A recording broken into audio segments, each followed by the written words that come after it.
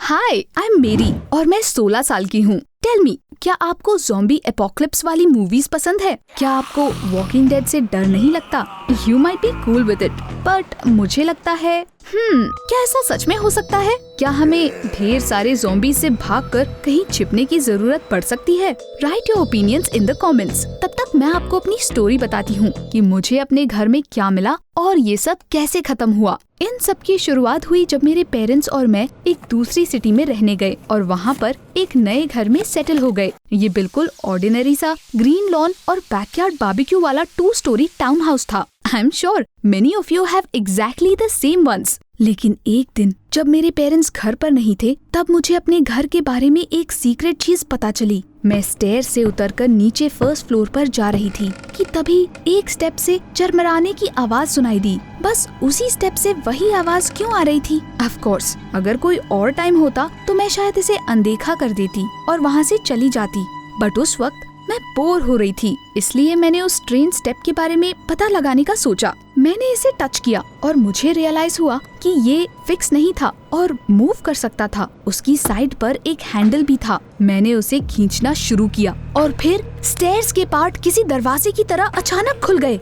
Wow! Stairs के नीचे एक छोटा सा रूम था जो सबकी नजरों से छुपा हुआ था। मैंने लाइट ऑन की and what I saw really scared me at first. वहाँ नीचे कुछ क्रीपी टूल्स रखे हुए थे। वॉल्स पर किसी एनाटॉमी टेक्स्ट बुक जैसी पिक्चर्स लगी हुई थी और कॉर्नर में एक सूट पड़ा था। It was covered in spikes and chains. ये सब क्या था और किस लिए था? जब धीरे धीरे मेरा डर थोड़ा सा खत्म हुआ, तब मैं स्टेयर्स के नीचे उस लॉज के अंदर गई और मैंने हर चीज को केयरफुली एग्जामिन करना शुरू किया। पास से वो ज्यादा स्कैरी नहीं लग रहा था। वो सीक्रेट प्लेस काफी हद तक किसी ज़ॉम्बी थीम्ड फैंस डेन जैसा था। वहाँ पर बॉक्सेस में बहुत सारे वॉकिंग डेड कॉमिक्स पड़े थे and I just love the comics. इसलिए शाम को मेरे पेरेंट्स के वापस आने तक मैं उन्हें पढ़ती रही। उसके बाद ये मेरा पर्सनल स्पेस बन गया। मैं वहाँ पर दुनिया से छिपकर सॉलिट्यूड और कॉमिक्स एंजॉय करती थी। एक पॉइंट पर तो मैं ये भी चाहने लगी थी कि सचमुच में ज़ॉम्बी एपोकलिप्स हो जाए, even though I didn't believe in it. वहाँ पर सर्वाइवल के लिए हर चीज मौजूद थी। बहुत सारा कैंड फूड और पास्ता, गैसोलीन का एक कैन और एलरबैम नाम के फार्मास्यूटिकल कंपनी का brochure which was located near by. लेकिन मैं उस रूम में जितना ज्यादा टाइम स्पेंड करती गई, उतना ही ज्यादा उसे बनाने वाले के बारे में सोचने लगी। Who collected all these things here? मैंने बिखरे हुए बालों और वाइल्ड आंखों वाले किसी क्रेजी से इंसान के बारे में इमेजिन किया। मुझे ये सोच के हंसी आ गई कि मैं उस लॉज के पुराने ओनर को कितना विविडली इमेजिन कर रही थी। लेकिन मैं अभी भी बहुत क्यूरियस थी, इसलिए मैंने उनका पता लगाने का फैसला किया। मैंने अपने पेरेंट्स से इस घर के पुराने रेसिडेंट्स के बारे में पूछताछ शुरू की और मुझे पता चला कि उनका एक बेटा था जिसका नाम थियोडोर था और वो मेरी ही उम्र का था। हो ना हो ये उसी का सीक्रेट हाइडआउट था। मैंने इंटरनेट पर थियोडोर के पेरेंट्स का एड्रेस खोजा। उनका नया घर हमारी सिटी में ही था, लेकिन किसी दूसरे डिस्ट्रिक्ट में। मुझे जल्द ही उनका घर मिल गया। वो लगभग हमारे घर जैसा ही था। मैंने उनके फेंस के दूसरी तरफ बैकयार्ड में एक लड़के को देखा। वो लॉन में बैठकर कोई बुक पढ़ रहा था। मैंने उसे आवाज दी और पूछा, हे, isn't your name Theodore by any chance? उस लड़के ने मुझे हैरान होकर देखा और फेंस के पास आया। Yes, it's me. और तुम कौन हो? वो सैड, इंटेलिजेंट आंखों वाला काफी गुड लुकिंग लड़का था और उस क्रेजी ज़ॉम्बी फैन जैसा बिल्कुल नहीं जिसे मैं इमेजिन कर रही थी। मैंने थियोडोर को बताया कि मेरा नाम मेरी है और मैं उनके पुराने घर में रहती हूँ। मैं बस वहाँ के पुराने रेसिडेंट से मिलना चाहती थी। उसने स्माइल की और कहा it was good of me. उसने मुझे अपने पेरेंट्स से भी मिलवाया और वो बहुत अच्छे लोग थे। हमने एक साथ चाय पी और बातचीत की, लेकिन मैंने उस स्टेयर्स के नीचे वाले सीक्रेट रूम के बारे में अभी कुछ नहीं कहा, जस्ट इन केस। उसके बाद से थियोडोर के साथ मेरी अच्छी बातचीत होने लगी इन अ फ्रेंडली मैनर। वो बहुत स्मार्ट और पढ़ा लिखा था। उससे बात करने में मुझे बहुत मजा आता था। इसके अलावा हम दोनों में बहुत कुछ कॉमन था। फॉर एग्जाम्पल, हमें कॉमिक्स बहुत पसंद थे और हम घंटों सुपर हीरोज के एडवेंचर्स डिस्कस कर सकते थे।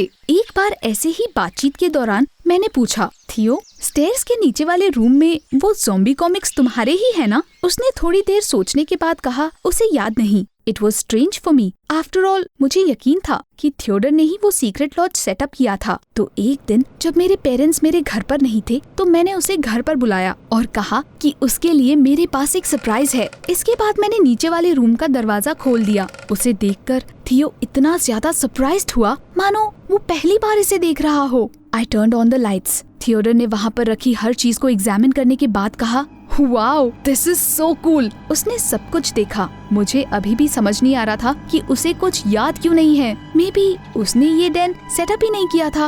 लेकिन फिर उसकी बात सुनकर मेरे सारे डाउट्स गायब हो गए। थियो ने मुझसे कहा, आई थिंक आई रिमेम्बर, ये मेरे कॉमिक्स है। मैंने कितने टाइम से इन्हें नहीं पढ़ा। उसके बाद हम दोनों ने एक साथ ज़ॉम्बी स्टोरीज पढ़ना शुरू कर दिया। हम कॉमिक्स में इतना खो गए कि हमें पता ही नहीं चला कि कब मेरे पेरेंट्स घर आ गए।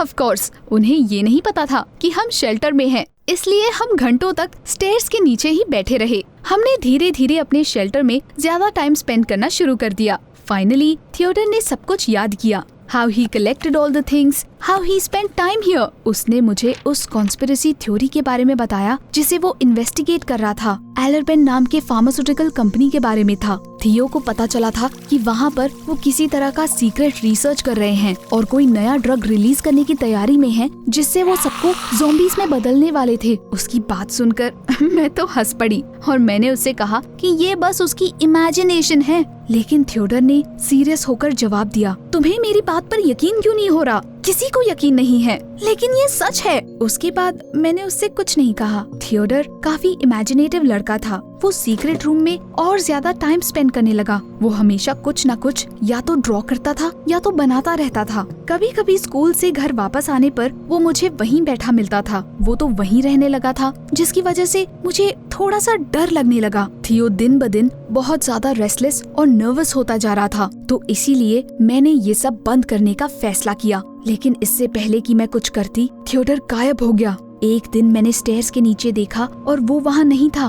उसके साथ कुछ चीजें भी गायब थी। मुझे घबराहट होने लगी। मुझे उन बेकार की चीजें जाने का कोई फर्क नहीं पड़ा, लेकिन मैं ये सोचकर परेशान थी कि थियोडर को उनकी क्यों जरूरत पड़ी। और अब मुझे ऐसा फील हो रहा था जैसे कि कुछ बुरा होने वाला है। इसलिए मैं भागते हुए उसके घर गई। थियो की मॉम ने दरवाजा खोला और कहा कि वो काफी टाइम से घर पर नहीं है। वो खुद ही बहुत परेशान थी, लेकिन जब मैंने उन्हें सीक्रेट रूम और उन चीजों के बारे में बताया जो थियोडर और मैं पिछले कुछ दिनों से कर रहे थे, तो वो बहुत ज्यादा डर गई। What have you done? उसकी मॉम ने चिल्लाकर कहा। उन्होंने इधर उधर भागना शुरू कर दिया और फोन कॉल्स करने लगी। What's going on? मैंने सरप्राइज्ड होकर पूछा और उसके बाद उन्होंने मुझे अपने बेटे की टेरिबल स्टोरी सुनाई। उन्होंने बताया कि जब वो उस घर में रहते थे तो वहाँ उस स्टेयर्स के नीचे एक स्टोरेज रूम उन्हें मिला और थियोडर ने उसे अपना डेन बना लिया। The parents didn't mind. थियो को हमेशा से कॉमिक्स बहुत पसंद थे, स्पेशली ज़ॉम्बी थीम वाले, इसलिए उसने वहाँ एक फैन क्लब बना दिया। शुरू में सब ठीक था,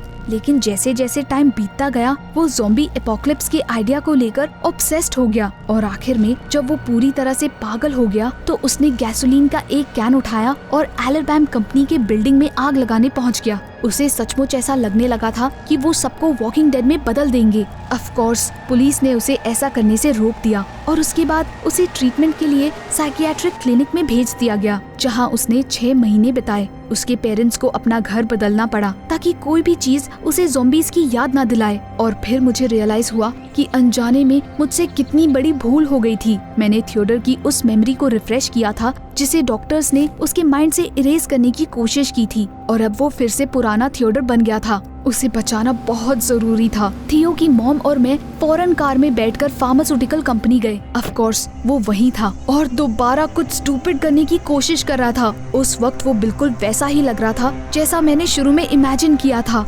मैड, वाइल्ड आइड, डरावना। मैं डर गई, लेकिन फिर मैंने चिल्लाकर कहा, थियो रुक जाओ, तुम गलती कर रहे हो। लेकिन उसने सीरियस होकर जवाब दिया, यू डोंट अंडरस्टैंड, जल्द ही वो नई मेडिसिन रिलीज करने वाले हैं जिससे हम सब ज़ॉम्बीज बन जाएंगे। थियो की मॉम ने भी उसे समझाने की बहुत कोशिश की, लेकिन वो किसी की बात नहीं सुन रहा था। अगर पुलिस ने टाइम पर आकर उसे ना पकड़ा होता तो मैं सोच भी नहीं सकती कि वहाँ पर क्या होने वाला था। उसने चिल्लाकर खुद को छुड़ाने की कोशिश की, लेकिन पुलिस ने उसे कार में बिठाया और वहाँ से लेकर चला गया। सब खत्म होने के बाद उसकी मॉम मेरे पास आई और उन्होंने आंखों में आंसू भरकर मुझसे कहा, मेरे बेटे के पास आने की कोशिश भी मत करना। Do you hear me? नहीं तो मैं पुलिस के पास तुम्हारी कंप्लेन कर दूंगी। इतना बोलकर वो वहाँ से चली गई, लेकिन मैं वहाँ बहुत देर तक खड़ी होकर सोचती रही, आखिर ये सब क्या हो गया था। ऑफ कोर्स इतना सब जानने के बाद मैं खुद भी उस लड़के के साथ कभी इन्वॉल्व नहीं होना चाहती थी, लेकिन मुझे कैसे पता चलता कि वो पागल है। घर आने के बाद मैंने ये सब खत्म करने का और ज़ॉम्बी से रिलेटेड सारी चीजें फेंकने का फैसला किया।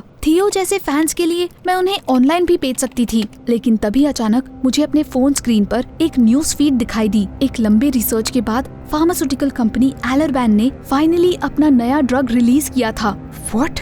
वो देखकर मुझे चक्कर आने लगे। No, this can't be, it's all nonsense. लेकिन अगर थियोडर की बात सही निकली तो मैं ज़ॉम्बी एपोकलिप्स में बिलीव तो नहीं करती, लेकिन फिर भी मैंने डाउनस्टेयर्स वाले सीक्रेट रूम को वैसे ही छोड़ दिया। क्या आपको भी लगता है कि थियो हेल्दी है और हम सब क्रेजी हैं, जो हमें पता ही नहीं कि दुनिया कहाँ जा रही है? Please share my story because I don't know what to do.